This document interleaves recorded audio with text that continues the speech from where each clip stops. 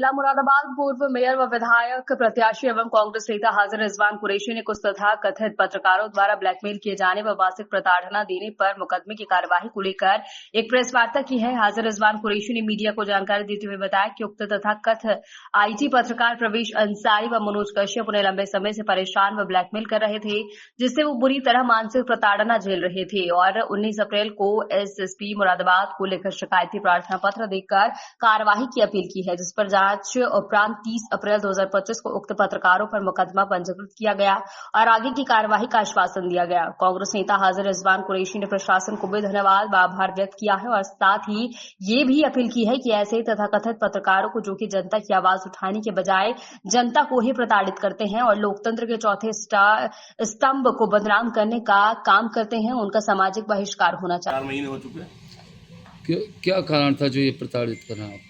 एक 15-16 साल से मेरा एक मुकदमा, एक विवाद था। मेरे पड़ोसी राजवीर गुप्ता, मेरी फैक्ट्री और कॉलेज है वहाँ रामपुर रोड पर, उससे बिल्कुल लगा हुआ रास्ते का विवाद हमारा 15-16 साल से चला आ रहा था जी, जिसको लेकर के ये मेरे पास दिसंबर में मेरे पास ये दोनों लोग आए थे और इन्होंने उसमें ये कहा मुझसे कि हम तुम्हारा उससे फैसला करा देते हैं। वो भी चूँकि राजनीतिक लोग हैं, हमारी पृष्ठभूमि राजनीतिक है, उस पृष्ठभूमि को अपनी इमेज को सही रखने के लिए क्योंकि किसे हम सफाई देंगे, इस लिहाज से हमने उसमें भी दबकर फैसला किया।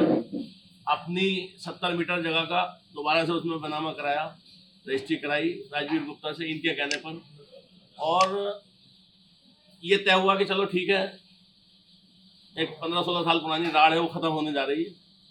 इन्होंने शर्त ये रखी कि रजिस्ट्री आप अपने नाम नहीं कराएंगे क्योंकि आपके खिलाफ राजवीर गुप्ता इतनी लिखत पढ़त कर चुके हैं कि कल को आप उन पर मुकदमा कर देंगे। तो मैंने अपने साले के नाम, असद के नाम रजिस्ट्री कराई और वो विवाद ख़त्म किया।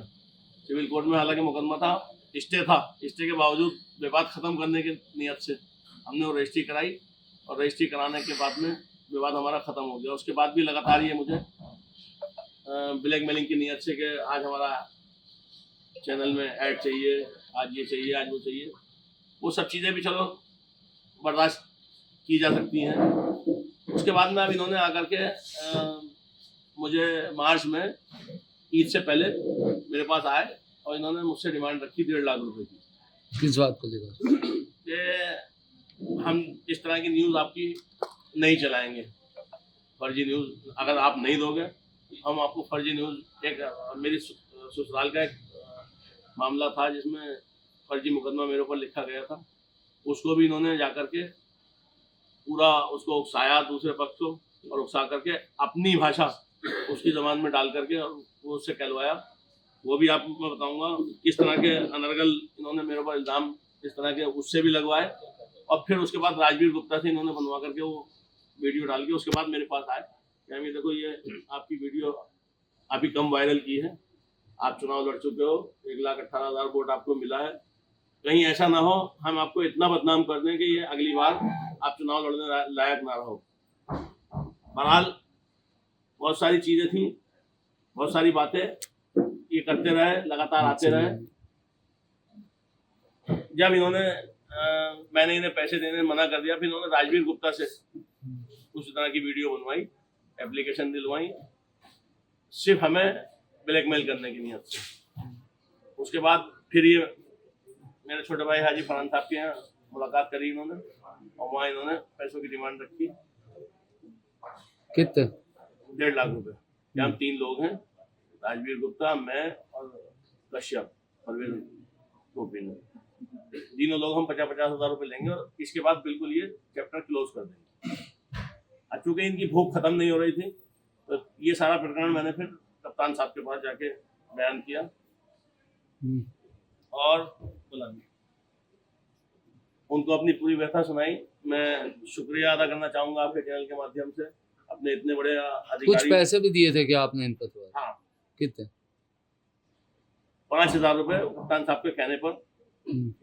एक प्रूफ होना चाहिए आपके पास, 5,000 रुपये और 1,000 रुपये पेट्रोल के लिए, दोनों की गाड़ी के लिए उन्हें दिए। वो प्रूफ हमने, ये कप्तान साहब ने कहा था, कप्तान साहब के कहने कि वीडियो तो प्रूफ होना चाहिए, ऐसे बोले बिना प्रूफ के कोई फायदा नहीं है। तो मैं शुक्रिया अदा करना चाहूँगा कप्तान साहब का, अपने इंस्पेक्टर खड़गर का, और सबसे ज़्यादा शुक्रिया अदा करना चाहूँगा जो चौकी इंचार्ज रामपुर दोराहा सब इंस्पेक्टर सोमपाल जी हैं, जिन्होंने पूरी मामले की जांच की और जांच करके तथ्यों को एसएसपी साहब तक पहुंचाया और एसएसपी साहब ने मतलब एफआईआर की कार्रवाई की, एफआईआर दर्ज कराई। अब क्या चाहते हैं आप? कब दिए आपने? ये लगभग 15 दिन से ज्यादा हो, 16 तारीख। तो 16 से अब तक आप छुप रहे? नहीं, हम्म। हमने एफआईआर तो शायद कल 17 तारीख को 2 दिन में 17 में दी थी हमने, शायद 18 तारीख को हमने तहरीर दे दी थी एसएसपी साहब को, अच्छा। और उसके बाद लगातार वो उन्होंने थाने भेजी, थाने से चौकी गई, चौकी के इंचार्ज सोमपाल जी ने उसकी पूरी जांच करी, तथ्यों की जांच करने के बाद में जब वो पूरी तरह से मुतमईन हो गए उसके बाद एफआईआर दर्ज हुई। ठीक। इस वजह से क्या मामला, दुकान की आपका कब्जा खाली कर दी गई, क्या मामला था? देखिए, मेरा कोई कब्जा नहीं था और कोई इस बात का प्रूफ नहीं है कि मेरा कब्जा था। मेरी ससुराल का पिछले 50 साल से दुकान उनके पास किराए पर थी और उस दुकान के आड़ में भी इन्होंने बहुत ज़्यादा दूसरे पक्ष पर गए और उसको ज़्यादा उकसाया, और सबसे